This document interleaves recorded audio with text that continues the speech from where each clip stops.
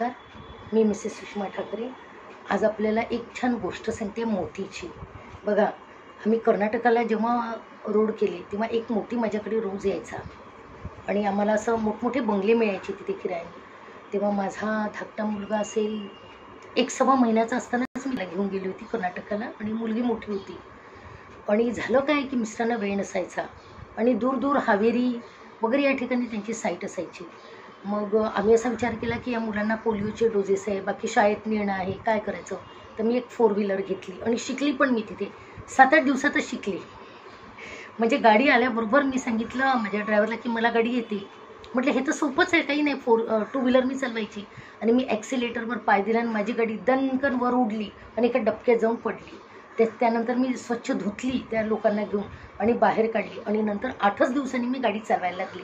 सांगायचं तात्पर्य म्हणजे हे की गाडी घेतल्यानंतर मोठ्या मुलीला बसवायचं मागे, ती पण 3.5-4 वर्षाची असेल, तिला शाळेत पोचवायचं।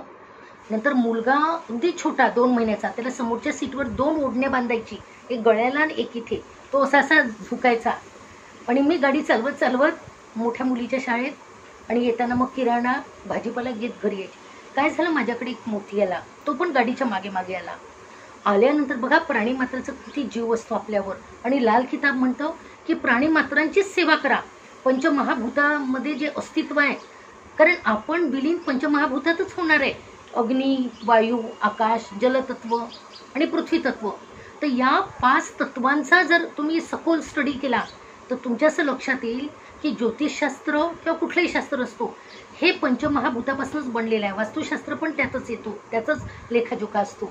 तर झालं काय की हा मोती रोज यायचा घरी, मग मी त्याला दूध भात दूध पोळी द्यायची, बंगल्याच्या बाहेर एक प्लेट ठेवली होती त्यात घ्यायची। नंतर एकदा काय झालं की मला मोठ्या मुलीला आणायला जायचं होतं शाळेत आणि धाकटा मुलगा पाळण्यात झोपला होता, तर मी त्याला पाळण्यात झोपवलं। 5-6 महिन्याचं असेल, त्याला बांधलं असं पोटाला आणि मी निघाली। मी समोरचं दार उघडं ठेवलं कारण मोती बसला होता आणि मला माहीत होतं की हा त्याचं रक्षण करेल। जेव्हा मी गाडी माझी बाहेर काढली तर मोती मला जाऊच देईना आणि मला वेळ झाला होता। शेवटी मी गाडीतून उतरली, त्याच्या अंगावरून हात फिरवला आणि म्हटलं त्याला काय झालं आहे, तर त्यांनी माझं ड्रेस पकडलं आणि मला आतमध्ये घेऊन गेला। जर आतमध्ये मी गेली तर बघितलं तर माझा मुलगा लोंबकळत होता पाळण्यातून। बरं झालं तिथे बेड होता, तो पडला नाही। बघा, मुक्या प्राण्यांना किती किती ते लोक जीव लावतात किंवा त्यांचं किती निरीक्षण असतं। तो रडत होता पण मला त्याचं रडणं ऐकू नाही आलं, कारण मी गाडी बाहेर काढली होती माझी।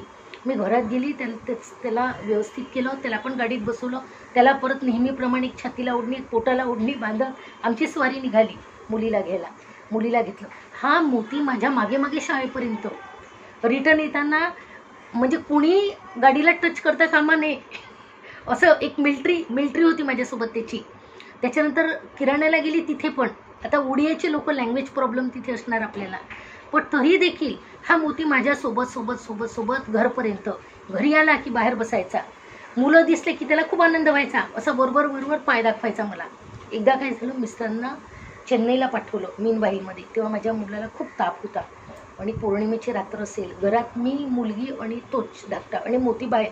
मी त्याला खांद्यावर थोपटत होती। बघा रोड कसे बनतात, कर्नाटकाच्या रोडची हिस्ट्री बघा, थापटत होती आणि मिस्टर नव्हते। तो मोती सारखा मी एरझारा घालायची, तो मोती सारखा माझ्या मागे पुढे आणि माझे पाय चाटायचा। म्हटलं हा असा का बरं करतोय। मग माझ्या लक्षात आलं की याचं टेम्परेचर वाढत आहे। मग मी ऑफिसला फोन केला, ऑफिसने गाडी पाठवली आणि तिथनं जवळपास 30 ते 40 किलोमीटर हॉस्पिटल होतं, तिथे मी मुलाला घेऊन गेली, हॉस्पिटलाइज केलं, दुसऱ्या दिवशी घरी आली।